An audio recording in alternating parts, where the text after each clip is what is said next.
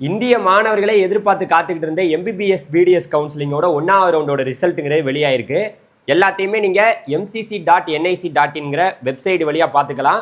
அதில் என்ன சொல்லியிருக்காங்கன்னா, ஃபைனலான ரிசல்ட்டுங்கிறது ஆகஸ்ட் 13ஆம் தேதி காலையில் 11 மணிக்கு ரிலீஸ் ஆகும்னு சொல்லியிருக்காங்க. இப்போ நீங்கள் பார்த்தீங்கன்னா அந்த பிடிஎஃப், அதாவது பார்த்தீங்கன்னா ஒரு பிடிஎஃப் வடிவில் யார் யாருக்கெல்லாம் இடம் கிடைச்சது, எந்த ரேங்க்குக்கெல்லாம் சீட்டு கிடைச்சிக்குங்கிற தீவிரமான ஒரு தெளிவான விவரத்தை அதில் கொடுத்துருக்காங்க. நீங்கள் எல்லாத்தையும் பார்த்துக்கலாம். அதில் நீங்கள் பார்க்கணுன்னா இந்த வெப்சைட்டுக்குள்ளே போய் இந்த பிடிஎஃப்பை டவுன்லோட் பண்ணி பாருங்கள். அது மட்டும் இல்லாமல் யார் யாருக்கெல்லாம் இடம் கிடைச்சது, ஏன்னா எல்லா மாநிலங்களும் இந்த ஆல் இந்தியா கோட்டாவோட ரிசல்ட்டுக்காக தான் வெயிட் பண்ணிட்டு இருந்தாங்க. நம்ம தமிழ்நாட்டில் 36 அரசு மருத்துவக் கல்லூரிகளில் 15% அந்த இடங்கள் பார்த்திங்கன்னா யார் யாருக்கெல்லாம் ஆல் இந்தியா கோட்டாவில் கிடைச்சது அப்படிங்கிறத பார்க்குறதுக்காக ஒரு மாணவர்களும் ஆர்வத்தோடு இருப்பீங்க.